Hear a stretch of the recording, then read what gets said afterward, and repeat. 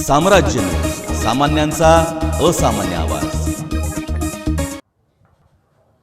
महानगरपालिकेच्या बनावट लेआउट प्रकरणातील मुख्य आरोपी साई इन्फ्राचे भागीदार प्रकाश पाटील, आफताब कल्याणी आणि रोहित देशमुख यांचा अटकपूर्व जामिनाचा अर्ज सोलापुरातील जिल्हा व सत्र न्यायाधीश श्री व्ही.पी. आव्हाडसाहेब यांनी फेटाळून लावलेला आहे।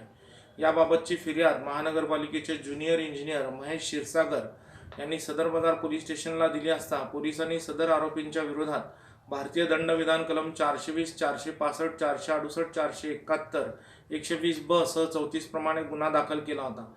त्यामुळे त्यांना अटक होईल अशी भीती वाटत होती। त्यामुळे त्यांनी न्यायालयामध्ये अटकपूर्व जामिनाचा अर्ज दाखल केला होता।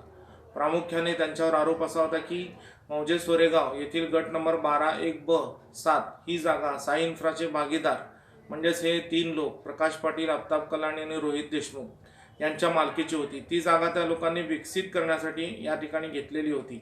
महानगरपालिकेच्या नगररचना विभागाकडून त्यांनी त्या जागेची प्राथमिक मंजुरी देखील प्राप्त करून घेतलेली होती। परंतु नंतर त्यांनी संगनमत करून जो प्राथमिक मंजुरी आदेश होता त्यानंतर अंतिम मंजुरी आदेश घेणं आवश्यक असताना देखील तसं न घेता त्यांनी बनावट अंतिम मंजुरी आदेश तयार केला आणि लेआउट प्लॅनमधील एक प्लॉट नंबर 27 हा खाजाबाई इब्राहिम मुलानी यांना विकला आणि तो प्लॉट विकताना त्यांनी या अंतिम जो मंजुरी आदेश बनावट आहे त्याचा उपयोग त्यांनी केलेला होता। त्यामुळे त्याने खाजाबाई मुलानी आणि सोलापूर महानगरपालिकेची या तिन्ही भागीदारांनी फसवणूक केलेली होती।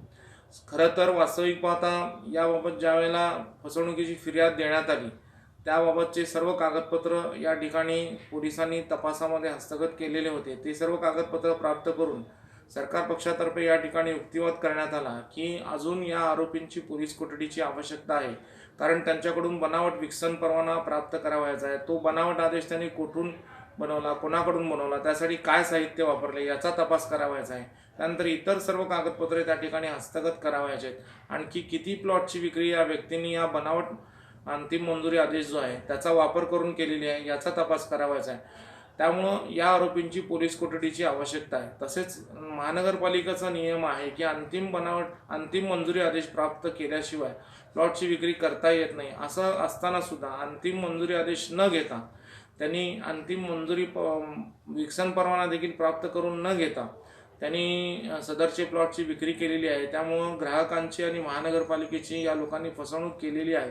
त्यामुळं या आरोपींना या ठिकाणी जामीन देण्यात येऊ नये असा युक्तिवाद केला असता सदर सरकार पक्षाचा युक्तिवाद ग्राह्य धरून मेहरबान कोर्टाने या तिघांचा अटकपूर्व जामिनाचा अर्ज फेटाळून लावलेला आहे।